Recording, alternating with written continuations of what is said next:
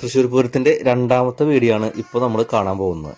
ഈ രണ്ടാമത്തെ വീഡിയോ എന്ന് ഞാൻ എടുത്തു പറയാനുള്ള കാരണം എന്താ വെച്ച് കഴിഞ്ഞാൽ, ഒന്നാമത്തെ വീഡിയോ ചിലപ്പോൾ പലരും കണ്ടിട്ടുണ്ടാവില്ല. അപ്പോൾ അവർക്കത് കാണാനുള്ള ഒരു മെസ്സേജും കൂടിയാണ് ഞാൻ ഈ രണ്ടാമത്തെ വീഡിയോ എന്ന് പറയാൻ കാരണം. പിന്നെ ഇപ്പോൾ ഈ കണ്ട പെൺകുട്ടി കണ്ടില്ലേ, അതുപോലത്തെ ഒരു കുട്ടിയും കൂടിയുണ്ട് ഈ സെറ്റിനകത്ത് ഇന്ന് കുഴൽ വായിക്കാനായിട്ട്. ഇത് പാറമേക്കാവിൻ്റെ സെറ്റാണ്.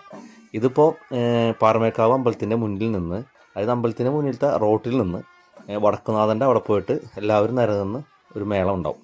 ഈ മേളം എന്ന് വെച്ച് കഴിഞ്ഞാൽ ഞാൻ വെറുതെ പറയല്ല, ഇത് ശരിക്കൊരു ഒന്നൊന്നര മേളം തന്നെയായിരുന്നു.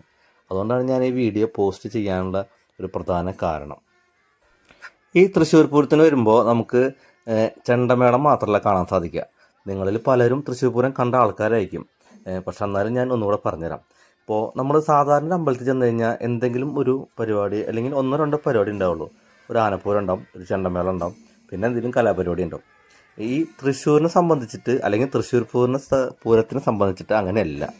പൂരത്തിന് വന്നു കഴിഞ്ഞാൽ 36 മണിക്കൂർ നീണ്ടു നിൽക്കുന്ന ചെണ്ടമേളം, ആനപ്പൂരം, അത് അമ്പലത്തിൻ്റെ 4 വശങ്ങളിലും പിന്നെ പല സ്ഥലത്തായിട്ടാണ് നടക്കുക. തേക്കിൻകാട് മൈതാനത്തിൻ്റെ ഭാഗങ്ങളിലും റോഡുകളിലും സ്വരാജ് റൗണ്ടുകളിലും അതുപോലെ പല സ്ഥലത്തായിട്ടാണ് ഈ മേളം നടക്കുക.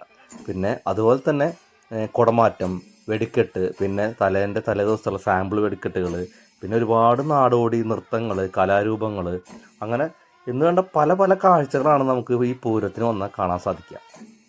പിന്നെ ഈ തൃശ്ശൂർ പൂരത്തിന് വരുമ്പോൾ നിങ്ങൾ ശ്രദ്ധിക്കേണ്ട ഒരു കാര്യം, പരമാവധി ഒറ്റയ്ക്ക് വരാൻ നോക്കുക.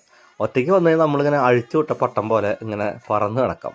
അപ്പോൾ നമുക്ക് സ്വാതന്ത്ര്യമായിട്ട് നടക്കാൻ എന്നാണ് ഞാൻ ഉദ്ദേശിച്ചത് കേട്ടോ. ഫാമിലി ആയിട്ട് വരുന്നതുകൊണ്ട് കുഴപ്പമൊന്നുമില്ല. ഇപ്പോൾ ഈ കുട്ടികളൊക്കെ ആയിട്ട് വരുന്നവർക്കാണെങ്കിൽ കുറച്ച് ബുദ്ധിമുട്ടുകളുണ്ടാവും. നല്ല വെയിലായിരിക്കും, അപ്പോൾ നടന്നു പോകുമ്പോൾ ഇത്തിരി ബുദ്ധിമുട്ടുണ്ടാവും. പിന്നെ വരുമ്പോൾ നിങ്ങൾ ഭക്ഷണം, വെള്ളം ഒന്നും കൊണ്ടുവരേണ്ട ആവശ്യമില്ല. ഇവിടെ വന്നു കഴിഞ്ഞാൽ അതൊക്കെ സൗജന്യമായിട്ട് ഈ പൂരം നടക്കുന്നതിൻ്റെ ഈ സ്വരാജ് റൗണ്ടിൻ്റെ തന്നെ അല്ലെങ്കിൽ തേക്കിൻകാട് മൈതാനത്തിൻ്റെ പല ഭാഗങ്ങളിലായിട്ടും ജ്യൂസ്, വെള്ളം എല്ലാം സൗജന്യമായിട്ട് കിട്ടും. പിന്നെ ഭക്ഷണം ഒക്കെ നമുക്ക് കിട്ടുന്നതാണ്. അതിൻ്റെ പേരിൽ ഭക്ഷണം ഒന്നും കൊണ്ടുവരേണ്ട ആവശ്യമൊന്നുമില്ല. അപ്പോൾ തൃശ്ശൂർ പൂരത്തിൻ്റെ വീഡിയോ ഇനിയും വരാനുണ്ട്. അപ്പോൾ നിങ്ങളിതുവരെ സബ്സ്ക്രൈബ് ചെയ്യാത്തവരാണെങ്കിൽ ചാനൽ സബ്സ്ക്രൈബ് ചെയ്ത് ബെല്ലൈക്കൺ ഒന്ന് അമർത്തി വയ്ക്കുക. അപ്പോൾ അടുത്ത വീഡിയോ നിങ്ങൾക്കത് നോട്ടിഫിക്കേഷനായിട്ട് ലഭിച്ചോളും. അപ്പോൾ നമ്മുടെ മേളം തുടങ്ങാറായിട്ടുണ്ട്.